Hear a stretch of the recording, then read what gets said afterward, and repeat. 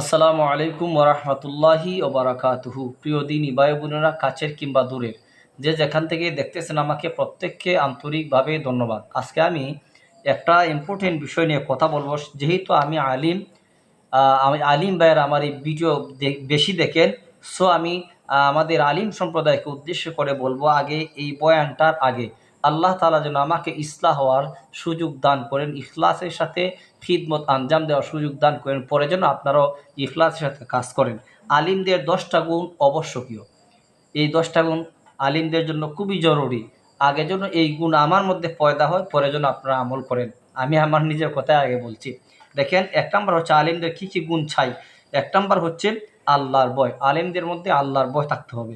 2 number হচ্ছে নিজের এবং মানুষের, নিজের যেমন মঙ্গল কামনা করবে, ভালো কামনা করবে, মানুষকেও নসিহা করবে, মঙ্গল কামনা করবে। 3 নাম্বার হচ্ছে ওয়াশাফাকা, মানে স্নেহপরায়ণ হবে।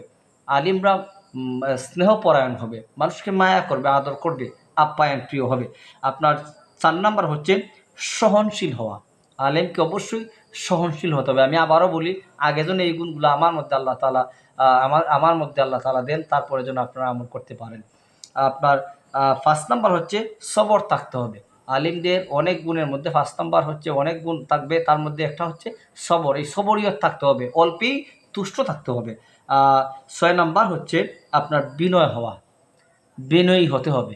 আলেমদেরকে অবশ্যই বিনয়ী হতে হবে। আগে আল্লাহ তাআলা আমার জন্য বিনয়ী করেন, আপনারা যারা শুনবেন আপনাদেরকেও যেন আল্লাহ তাআলা কবুল করেন। 7 নাম্বার হচ্ছে আপনার দুনিয়া বিমুখতা, মানে দুনিয়ামুখী নয়, বরঞ্চ দুনিয়া বিমুখতা যেন আমাদের মধ্যে তৈরি হয়। আগে যেন আমি দুনিয়া বিমুখ হই, পরে যেন আপনারা দুনিয়া বিমুখ হন। 8 নাম্বার হচ্ছে সর্বদাই অধ্যয়ন করা, সর্বদা লেখাপড়া, স্টাডির কোনো বিকল্প নাই, লেখাপড়া করা, লেখাপড়ার কোনো বিকল্প নাই। 9 নাম্বার হচ্ছে অল্প পানাহার করা, মানে তৃপ্তি সহকারে নয়, বরঞ্চ একটু আগে, বিষয়টা অনেক কঠিন, এই বিষয়টা অনেক কঠিন। মানে খাবার সামনে কিন্তু আপনি অল্প খাইতেছেন, এটা অনেক অনেক বেশি কঠিন কাজ।